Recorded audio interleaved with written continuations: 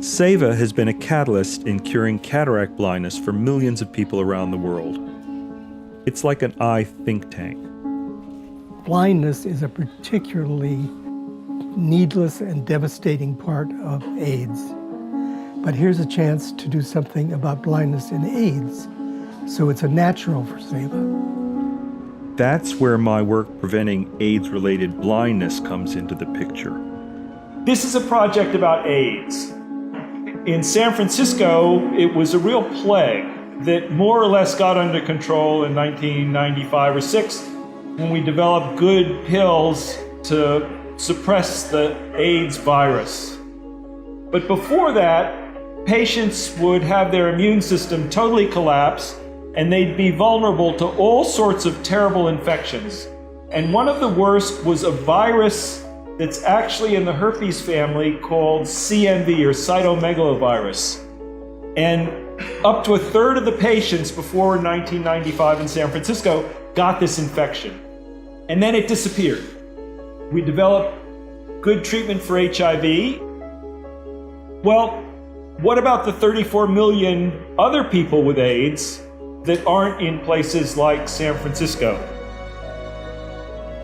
The infection can cause blindness, and people in poverty-stricken regions around the world are still desperately struggling. They are the reason I chase the AIDS epidemic where it still rages in remote parts of the world.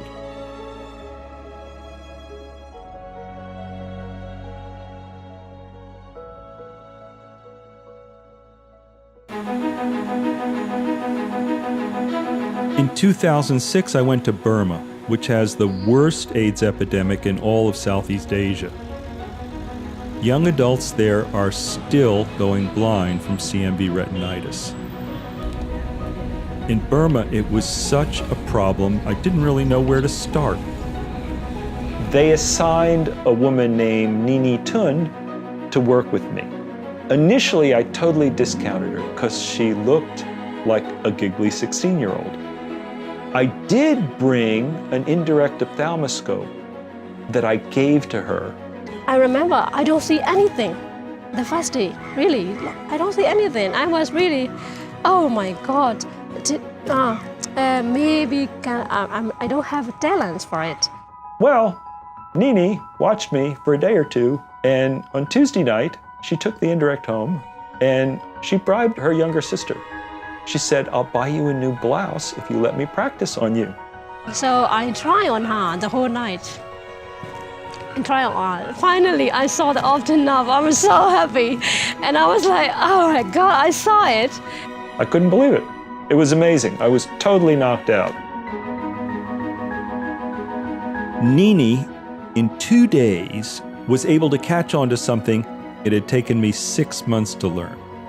At the same time as I was being dazzled with Nini's talent, I was also being overwhelmed with how many patients needed to be treated immediately or they would go blind. Up to that time, CMV retinitis had never been treated in Burma. So I did something that actually at the time frightened me. I taught Nini how to inject the anti-CMV medication directly into the eye. Now, up until that moment, no one had ever dreamed that eye injections could be done by any doctor but an ophthalmologist. The very first patient Nini treated, Da Win, came to the clinic already blind in her right eye and with a horrible infection in the left eye that I was certain would totally blind her. When I went back to Burma, I didn't recognize our patient. With 5 injections, Nini had saved her sight. Da Win not only recovered, but made a full new life. After Nini's success, we began working with other young AIDS clinicians. Gradually, we distilled into a 4-day workshop, something that doctors in the United States learn over the course of 6 years. And we taught these Burmese doctors to provide treatment at just a fraction of what it cost in the United States. The eye work in Burma has been extraordinary. We now have in the AIDS treatment in Burma, part of the primary care is eye screening for CMV retinitis. And that's in the whole country.